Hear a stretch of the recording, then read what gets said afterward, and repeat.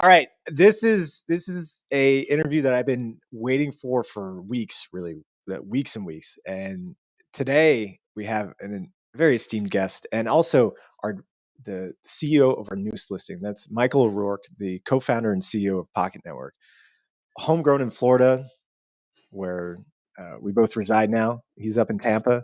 I'm down here in Miami, and it is just a great story, Michael, about how we all met.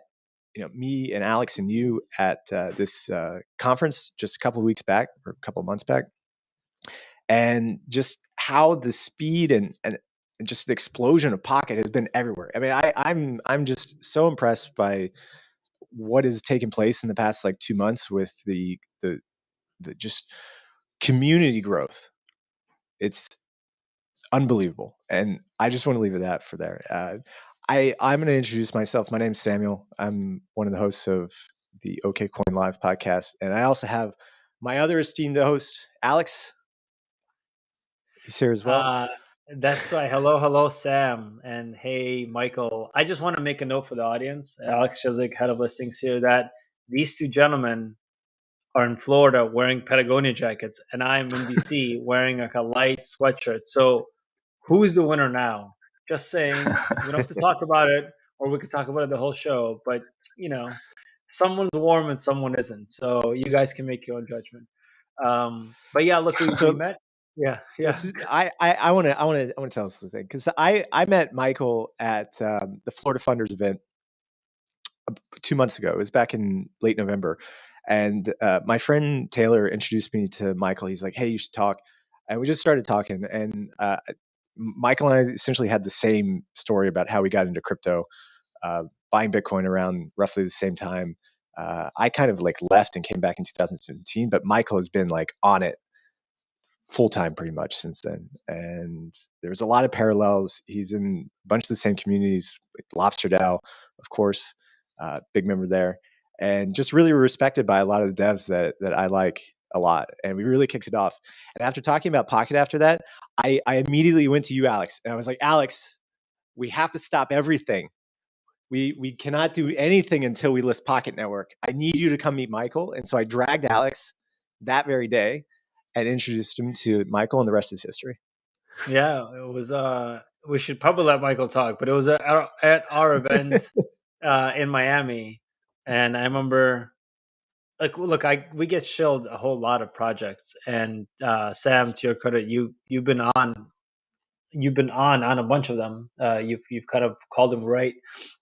And I remember Sam was like, "Look, you got to meet Michael. Got to meet Michael." And I remember Michael, when we first met at our event, it was towards the end of the event, and then we went to grab a drink, which turned into a dinner, which turned into a drink number 2, which turned on to 3 hours later.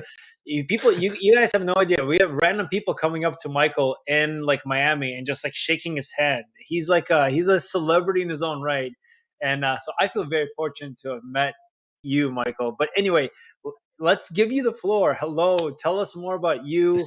Yeah. What you think of us. I don't know how you built Pocket. Just hey. Yeah.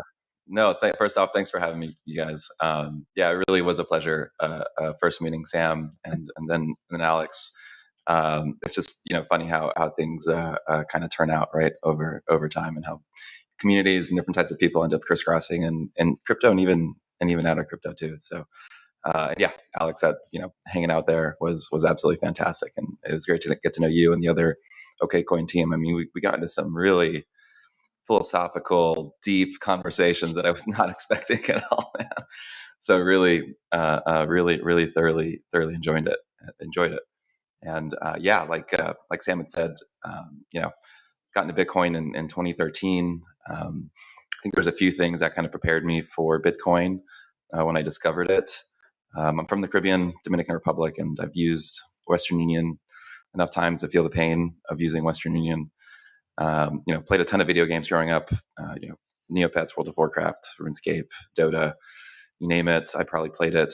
And so I was pretty used to kind of the digital, let's say, economy kind of a concept, right? So the idea of something digital having value wasn't, that far of a stretch for me. And I also worked at a credit union, 2 credit unions here in Tampa for a couple of years, selling loans. So things like credit cards and car loans and that kind of thing. And after seeing, thousands of credit reports, you kind of saw the worst sides of the financial system, and that was in 2011 and 2012, and 2013 is when I first discovered Bitcoin, wrote about it, just was like, oh my gosh, this is something that's needed. Could able to send my cousins value almost instantly. It was just a mind blowing concept, right? So you just go down the rabbit hole and you just you're thinking about it and just wondering what can be built on this kind of technology, right? And yeah, that led me to Pocket. Met my co-founders in about 2015, 2016 timeframe. We worked at a startup, and we were like, look, we don't really want to work there anymore at that startup, and we were looking for things to do, and we were like, why not something in crypto? And I don't know if I've told this story before, but the original idea that we were trying to do was something called Telcoin. We wanted to digitize cell phone credits and data. And we had this whole crazy idea to incentivize people to build these 5G cell towers across the world and all this stuff. And we're like, okay, this is pretty. Succeeded. Yeah, well, not quite 5G, but not quite 5G cell towers, but yeah, that kind of evolved after playing around with Ethereum. Basically, using the infrastructure that was available, we really saw the importance of this infrastructure and really the reliance that Ethereum had on this infrastructure. And that kind of led us down the route of Pocket. And kind of 5 years later, here we are today. So before we hop on the kind of talking about infrastructure, maybe you could talk a little bit just about Tampa in general. I didn't know, but apparently Tampa has a thriving Bitcoin scene and a thriving blockchain scene now that you guys have taken the lead and are probably one of the biggest the biggest blockchain company to come out of South Florida and clearly in this warmer entire weather cycle. in Miami. Yeah. I'll give all. Yeah, I'd give all props to Gabe and Rosa, actually. So they run a company called Block Spaces, but since about 2013, 2014, they've been running kind of the Bitcoin meetup here in Tampa, and without fail, every other Wednesday, they have this meetup happen. And post COVID, it was online. More recently, they're starting to happen in person, but quite literally without fail, every other Wednesday, we'd have these Bitcoin meetups. And back when I started going in 2015, 2016 timeframe, it was just 3, 4, 5 people just talking about Bitcoin, hanging out. And it was interesting. We had one of our community members back in 2017 timeframe basically track meetup attendance with Bitcoin price. And at one point, we peaked at 100, 150 people kind of meeting up at this meetup. But what was great is that we had people genuinely curious coming in of all ages.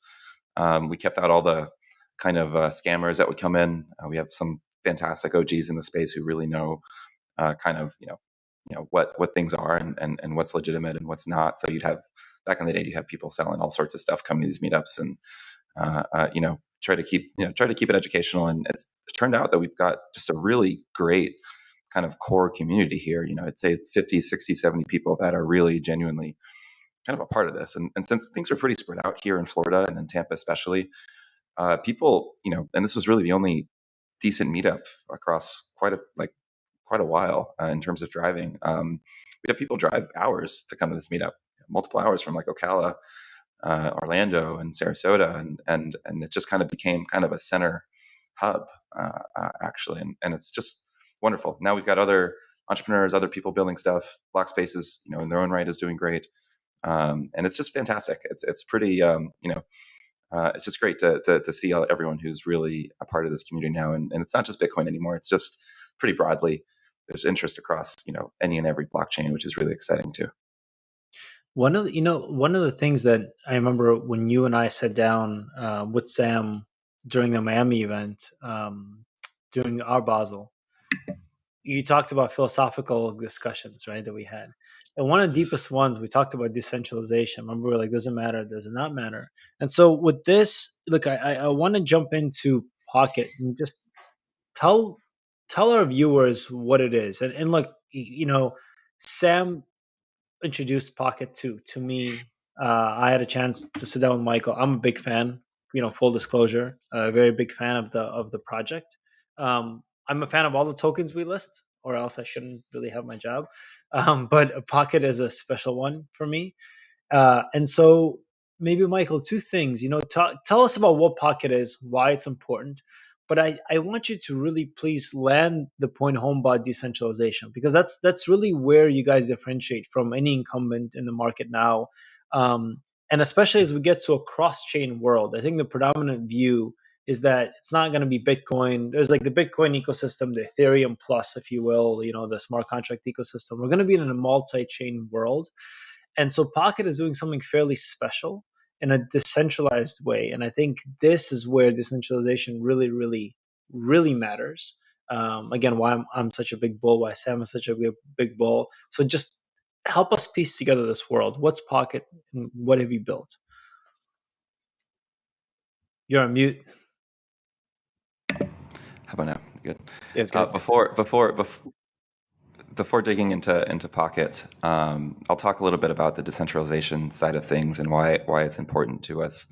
And I'll give a little anecdote as to why it's important, at least from our perspective. Back in the day, I was an iOS developer, and you connect to APIs, Google, Facebook, Twitter, and in many cases, businesses depended on the data that these APIs would provide to applications. This could be anything from, if you've used Yelp, for example. I think Yelp is a fantastic example of what can happen because, for example, Google started to kind of change how they show their information about restaurants and completely knocked the knees under a very exciting and interesting business at the time called Yelp. And what's really important about this is that one company can really impact, one company's changes in the way that they give you information or give other applications information can completely just cut the knees out of a business that's otherwise, doing a great job. And you've had different, let's call them rug pulls of APIs happen over the years where, Twitter changes their API, they close things up. We used to have a thriving ecosystem of independent Twitter clients, and then they close their API, and now we have to use, just a couple there, right? And I get it, they have their business model concerns and a whole bunch of things, but there was truly a thriving ecosystem of people building on top of Twitter that just completely got shut down overnight almost. And that's what's really important about this, in my opinion, to be able to have a really, really incredibly, censorship-resistant, decentralized network in these kind of core-based blockchains like Ethereum, Bitcoin, and many others, but having the risk of bottlenecks happening on top of those networks. And that's kind of where Pocket comes in, right? Because the internet that we use today is really a stack of different protocols and technologies, some open, some not so open, right? And to be able to build a new internet in the vein of an Ethereum and a Bitcoin that's truly censorship resistant, that's truly owned by its users, it's frankly just, I think par for the course for the future that I want to live in, frankly. So that's kind of really why it's so important. And if you're building infrastructure, middleware like we are, these are kind of the core components of what we think the new internet is going to be, right? Like I like to call Pocket kind of like the TCP/IP of node infrastructure. But there's many other different layers below us, on top of us, from storage to DNS to indexing, just privacy. There's so many other different kind of types of protocols that are being built on top of the kind of fundamental layer ones. That's really, frankly, it's a new internet, and it's a new, let's call it censorship resistant internet that's resistant to changes, or more importantly, capture more than anything. And that's really why it's important, to be completely honest. Yeah. So if the base network like Bitcoin or Ethereum is essentially your backend, right? It's a database of data, right? And your web browser that you're using is your front end, which again also has to be decentralized at some point. And there's projects that are working on that. The data has to be pulled from that backend and delivered to the front end. It has to be processed and changed into a graphical representation, and all the data has to come in a quick manner, so that you're not really, because people get really annoyed when data isn't delivered to them quickly. That's one thing that we've gotten really used to in 2020. I mean, in the in the past 10 years. If like lag time is really important, you'll just stop using websites and go use a competitor website if they can't deliver the data fast enough. So there's much more to than just building out a decentralized network. You have to be able to build all the parts that allow, you know, thousands or millions of people to access that information at any one time and to be able to use it themselves on their own clients. And Yeah, and that's and that's absolutely. where and that's where Pocket come in, doesn't it? Yeah, that's exactly right. So give me another example. When Coinbase was created, the reason that, a big reason of what they were doing was they took a front end, and originally they had you running a wallet locally on your running a Bitcoin node locally. And one day they were like, hey, let's actually run the nodes ourselves, and provide that data to our users, whether it's balances or whatever. And so we got this Web3 paradigm built on a Web2 model. And wallet balances, when you're using decentralized exchanges or even exchanges like you guys, like Okcoin, it's all that information needs to show up in a very quick and fast manner, right? And to date, the best way to do that is run a bunch of servers yourself. Most dApps today um, really depend on 2 or 3 or 4 different providers who provide all this information, who are running all these nodes. And like you said, the full nodes are the database, right? But there has to be some technology, some software, some information there that allows you to take the information from that database and show it to the end user in a fast and efficient way, right? And Pocket is a protocol that incentivizes people to run these databases across the entire world and provide that information to end users. So, and very quickly as well. And that's what's really what we're doing. We're a middleware protocol that connects developers building applications with people running these nodes, these blockchain nodes. So if you're building a dApp on Ethereum, right, you can simply use Pocket to show that information to your end users. Yeah, so like when you go to pretty much any website that's using DeFi or a play to earn game or anything, they have to pull that information from their kind of state history from the blockchain, and that can be a Yeah. lot, right? And if you're just trying to pull from like your own single full node, there's really data limits on how fast you can deliver that data. But with Pocket, you can essentially, instead of pulling from one full node, you can pull from thousands of full nodes, all at the same time, and really increase that ability that you're able to download data at. So right now, there's over 20,000, or is it 22,000 nodes that are active right now, Yeah, I think we're roughly? pushing 23,000 nodes right now. Yeah. And so about half the actual Pocket in circulation is staked. About 350, I think 350 million Pocket is staked, which is a huge amount. And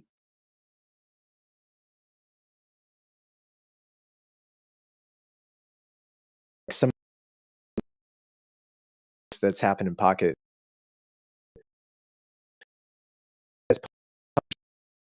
beginning of that had jumped to 5.78 billion. And it's even bigger now in January, where we are now. We're going to eclipse that. So the Pocket on the data level, and it's only just beginning. Yeah, what's the drop in the bucket of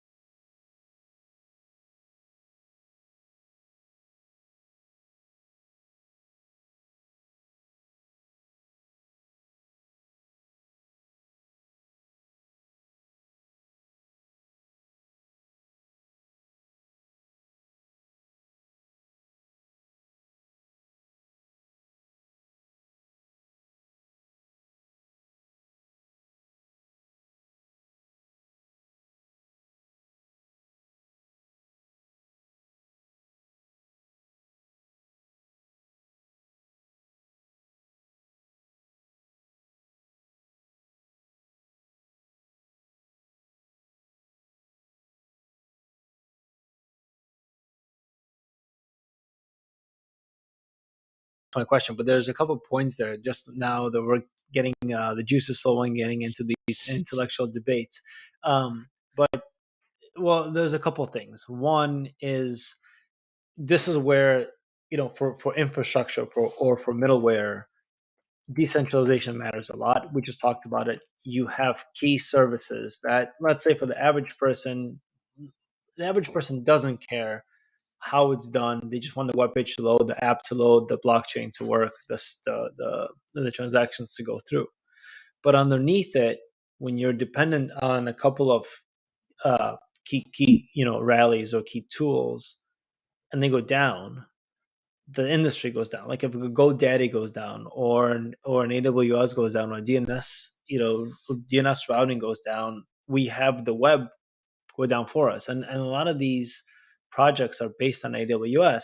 And the second point to this is the most common, I think, the most common reason Bitcoin maxis talk about everything else being a shitcoin is that, and Michael is trying to hold back a smile. I called him out on it. The most common reason I think Bitcoin maxis talk about Bitcoin being Bitcoin is this thing of, well, you come and you jail these people and then they're down, or, you shut down AWS.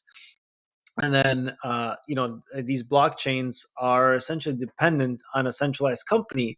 And as we're seeing, whether you disagree or agree, there are certain, Twitter and others are starting to use their power to hold control from certain people. People can or cannot say something. You can or cannot post something. It doesn't matter what the politics here are. The point is that it's a centralized entity which ultimately can exert power over its customers.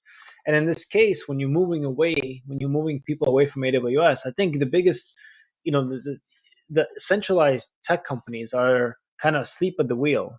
Microsoft, I used to work on Microsoft strategy, Microsoft Azure, AWS, Infura, and others, where you have people like Michael coming in and disrupting the system. And so here, the centralization, especially if you can get it at par with centralized entities, is paramount. I mean, you're going to eat the market because it is fundamentally a better product. Yeah. I think the broader thing here is that the reason that Alex and I are so bullish on Pocket, Michael, is that we can envision the total addressable market as like every blockchain network, every DeFi app, every play to earn game, everything that exists in a decentralized network probably should be using Pocket at some point, and probably will. There is no alternative really. Like, who else are you going to use? You're going to go to a centralized service which is charging you more than what you could just do by buying Pocket and then staking it as the service. I mean, the when I look at this, right, the tech stack, like, it's really important that we get to decentralized tech stack, and not just from a resiliency standpoint, but also from a legal standpoint. You've seen some recent, I think there's a recent SEC settlement where one of the things that they said about the project was that they were running their own front end, and that in itself was showing that the project was centralized, even though it was running on a smart contract platform. So I think there's going to be a big Are you push. talking about Uniswap? No, it wasn't. No, it wasn't Uniswap. It was a recent SEC decision, probably in the past like 2-3 weeks. But I remember reading some of the legal brief on it, and they said they're running. They own their own domain. They run their own centralized website that they control. Nobody's running another version on IPFS anywhere. And so these kind of aspects of the stack, which I don't think people are thinking about yet, are going to be big pain points of why they're going to have to go decentralized. And so Pocket is going to be the protocol, at least I think, that's going to be serving all these platforms once they have to get off these centralized entities. And it's not even going to be that I think they're going to be forced off, and they're going to have to go looking for something like Pocket. Yeah, crucially, building Pocket in the U.S. I mean, we've had to actually be decentralized to really doing things the right way, right? Like our own Pocket DAO. The Treasury receives 10% of rewards, and now there's about 15, 16 people who all around the world now who really act and dictate on these things, right? So Michael, I had the following question for you, just on what we were discussing about decentralization. Maybe you can comment a little bit further on this. At some point, we already have tons of blockchains, right? Tons of chains, and to run a Pocket node, you de facto have to run a node of the underlying chains. And so I think at some point it's going to become, as you get bigger, and Sam and I both hope you do get bigger, you're going to have to almost have an internal asset management kind of strategy, right? Of which chains to support and how, as you're going to get to a long tail of, layer one chains. And probably the top 20 or 25 will capture 80, 90% of the market. But you'll still have, to Sam's point, if you are the TAM, the total addressable market is all DApps, all chains, at some point you're going to have to support all the other underlying chains, which increases costs abnormally versus the revenues that you're going to be able to exert, right? Or the benefit, let's say, you'll be able to bring. So have you thought about that? How do you think about that? So as a new chain comes up, Phantom is a new chain, for example. Cadena is a new chain. So are you going to support them? Do you wait? Are there certain metrics? How are you thinking about that? Or are you thinking about that? Yeah, absolutely. Yeah. So we have a stated goal to support over 100 chains before the end of the year.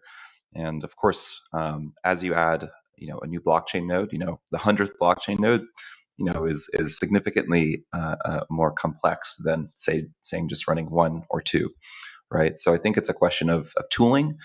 I think it's a question of just the market itself.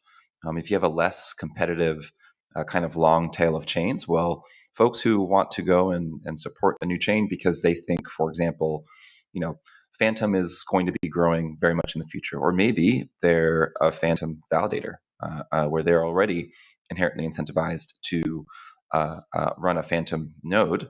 Why not run a Pocket node in front of it, right?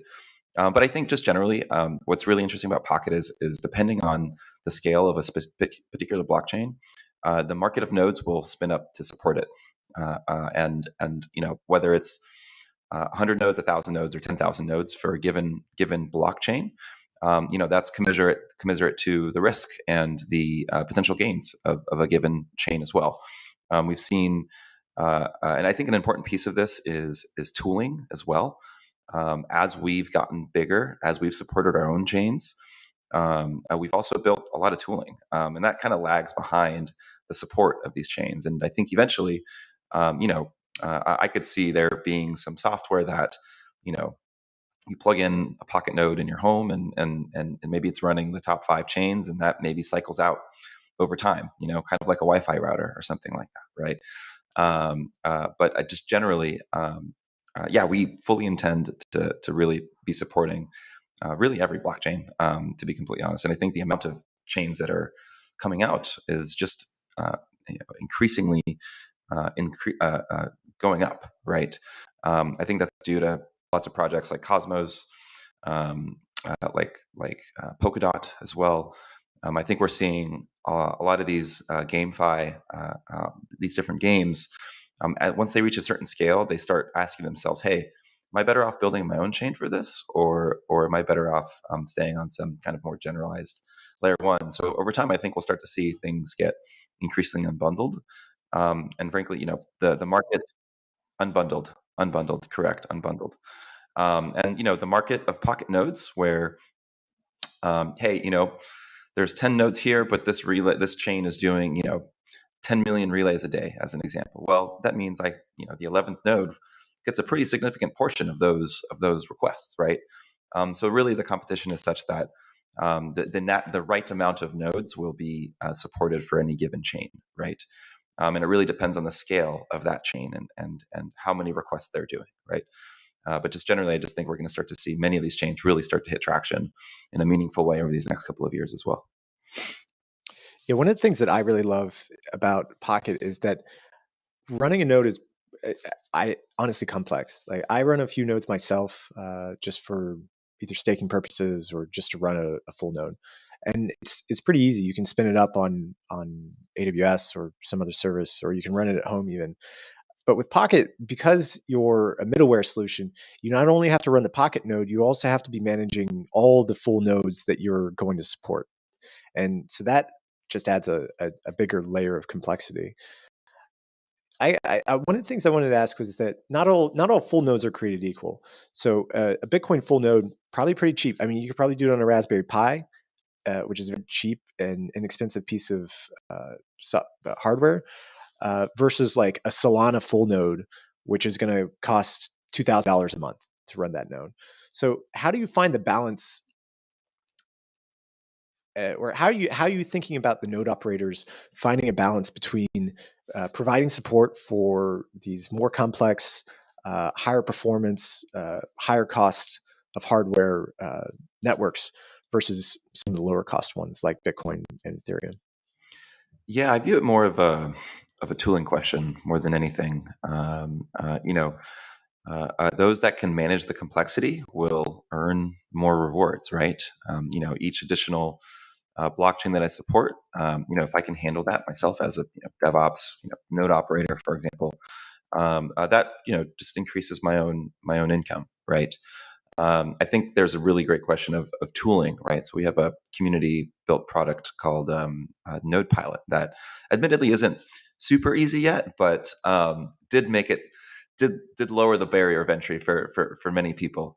And I just think generally, for example, if you spend a weekend, playing around with something like that, you can probably get a few nodes spun up for a few blockchains and not have too many problems, right? I think the cost question of some of these chains is really interesting. Having an expensive, thankfully not most chains are not as expensive as Solana to run. So, but yeah, there are differing levels, right? Like, so an Ethereum archival node, you're probably looking at, $400, $500, $600 on the cloud. Whereas I think you're right, on a Bitcoin node, you can probably pull something off, $50, $100 or something like that. Right. So, but what's really nice is that, in Pocket, those monthly fees don't come until generally a month later, and you can be earning that POKT, right, for the service that you're providing to then pay back your monthly fee for whatever infrastructure provider it is, right? And what's interesting about something like Solana, like I was mentioning about the kind of market dynamic of Pocket, taking a blockchain like Solana, let's say they're doing 10 million requests a day, and you have a blockchain like Bitcoin that's also doing 10 million requests a day on Pocket. Well, naturally, the Bitcoin blockchain will support many more Pocket nodes than the Solana due to the costs of running each network, right? All else equal. So maybe there's 20 times more or 20 times less more Solana nodes for a Solana network than there is on the Bitcoin network. But fundamentally, by plugging into Pocket, this actually kind of you're automatically chosen to be included in these sessions. So kind of like Bitcoin mining, where you add hash power, it's similar in Pocket. The more Pocket nodes you have, the more work you do. And what's really important is that the market dynamics are such that it supports the right amount of nodes for networks so that it's sufficiently profitable to run them, basically. So this really, like, December and January have been the months of Pocket. Like, incredible what you guys have done. Just a couple of weeks ago, or maybe less, it was December, right? You closed a 1.5 billion valuation round with Republic Capital, Rock True Capital, and Arrington Capital. Yeah, we did. Yeah, we did. I remember at the Florida Funders event, Michael Arrington was up on stage and he like leaked out that he was an investor at Pocket at the time, a couple of weeks before this, or a couple of days before this announcement came out. And I thought that Alpha was leak pretty cool. time, baby. Alpha Yeah, leak. Alpha Leak time. Yeah. So I guess we're at the Alpha Leak section now. Like, what should what should people know about Pocket? Like, if they're investing right now, what's on the radar for the next few months for Pocket, and what should they be excited about? Yeah, there's a few things. I think we're Wrapped Pocket. We're super excited about. This is going to allow anyone to stake an Ethereum wrapped token on Ethereum. And this is going to really enable a whole bunch of things.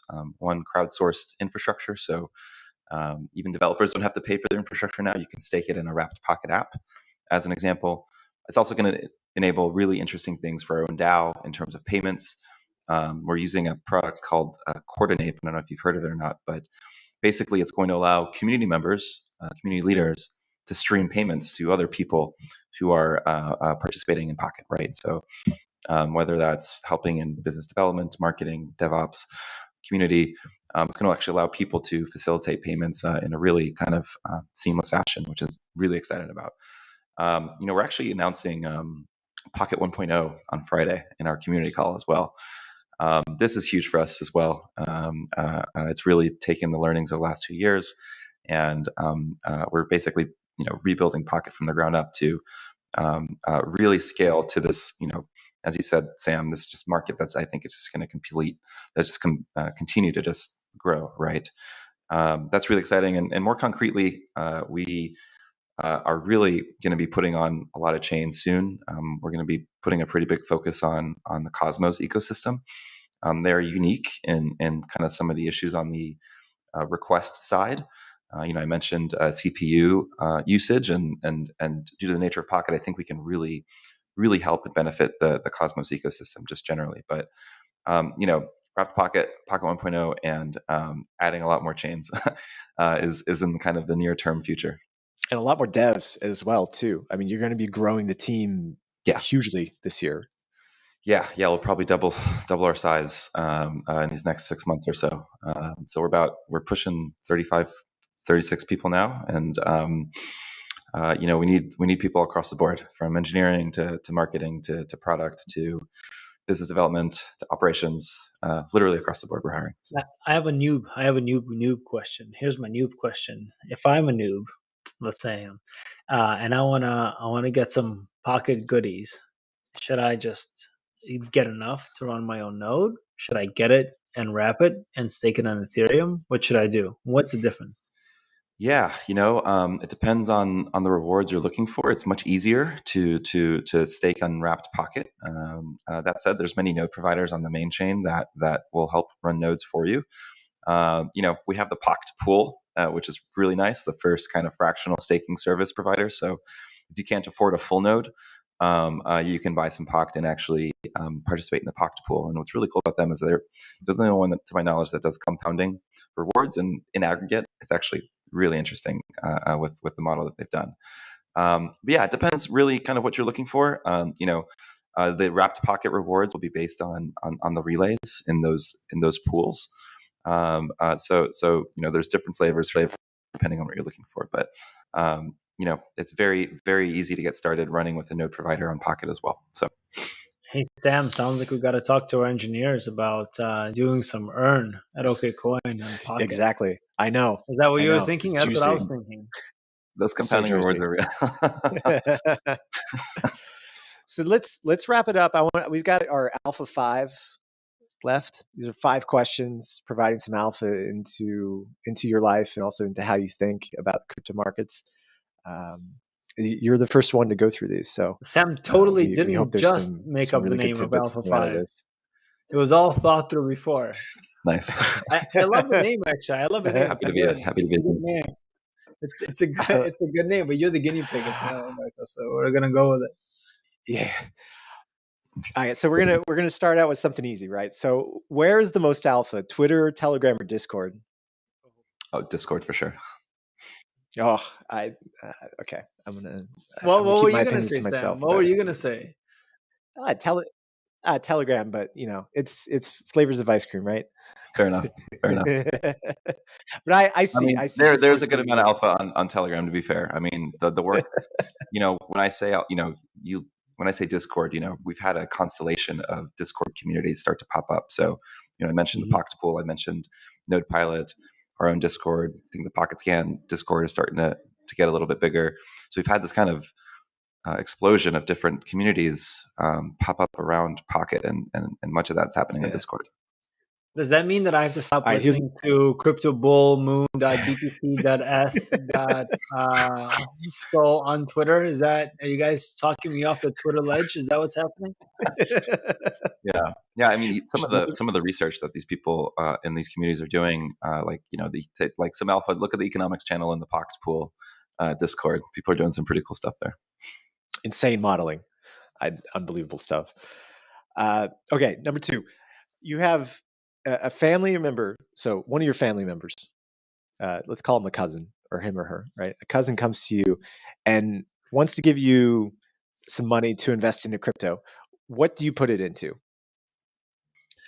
My usual answer is half Bitcoin, half ETH, 40% Bitcoin, 40% ETH, and leave 20% to let's call it risk assets. Damn it, you're supposed to say 100% pocket, Michael. You're supposed to say 100% pocket. Hey man, I've always it's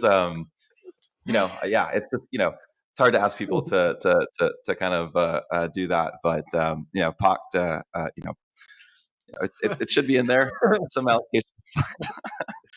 No, you can't say. We didn't tell you the rules. You can't say your own. You can't say your own token. So yeah, okay, go ahead. 40, 40, 20. 40, 20. I thought the 20 was going to be reserved to buy the dip. You just keep it in stables, but I can see that. BTFD, baby, BTFD. Yeah, especially today. So number 3, tell us something that you do that's not crypto related. Yeah, something I do not crypto related that doesn't have anything to do with crypto. I love to go to concerts. I went and flew out to Colorado to go see my favorite musician a couple of months ago. I hadn't seen him in a couple of years, and that was fantastic. I'm always a big sucker for live music. Great guitarist, great percussionist. His name is Pat Metheny. He's like a jazz fusion musician. He's been playing music now for like 30, 40 years, and I think he's one of the best guitarists in the world alive today, actually. He shreds and he's fantastic. So I definitely recommend checking out some live Pat Metheny. I know he's touring right now. So, and actually he'll be in Florida. I think next month. So I'll have to check it out. I'm going to go check it out on Spotify afterwards. Yeah, all right. So question number 4, what's the worst piece of advice you would give someone just getting started with crypto? The worst piece of advice. Wow. That's a good one. Yeah. Worst piece of advice. Following the moon, I don't know what you said, Alex. Following those influencers probably is the worst piece of advice. That rocket, that ship, Elon, Tesla, that ETH on Twitter. Yeah, you want to learn from first principles, and kind of dig into projects yourself, right? You'll kind of notice, what's quality, what's not, in due time. And I would say, like, if you're just following one person's words, that's anonymous with lots of followers, I'd be very careful about that. Hey, no, but he said he knows exactly when the market's going to bottom, and I kind of want to get the bottoms. Buy low, sell high. That's my first principle. So, that's what they say. Or go 100x leverage day one and just go. There you go. Yes. Maybe that might be even worse advice. There you go. All right, and to wrap everything up, where can people find you? Because you know what? Here's my alpha leak: is that there is an insane amount of alpha coming from Michael's Twitter. I'm just going to say that Michael's Twitter is on fire. Yeah, I use Twitter. I just picked up my blog again, emmarourke.org. My Twitter, my tweets really depend on my caffeine content and how caffeinated I am. But usually at 5 a.m. after a fresh cup of coffee, I'm like thinking through things. But so it's my last name, but an underscore instead of an apostrophe. So O_ROURKE is my Twitter. And what's your blog? Yeah, we should link it. Yeah, we will link it. mourke.org. So last name .org. Just I'm actually working on spinning something out pretty soon there. So another blog post. What do you write about there? The last thing I wrote was based on the market. It'll probably be pocket related stuff, just general crypto related stuff. A lot of it was about the infrastructure market and kind of actually a lot of the conversation that we had about new blockchains, where I think the space is going, where Pocket fits in that future.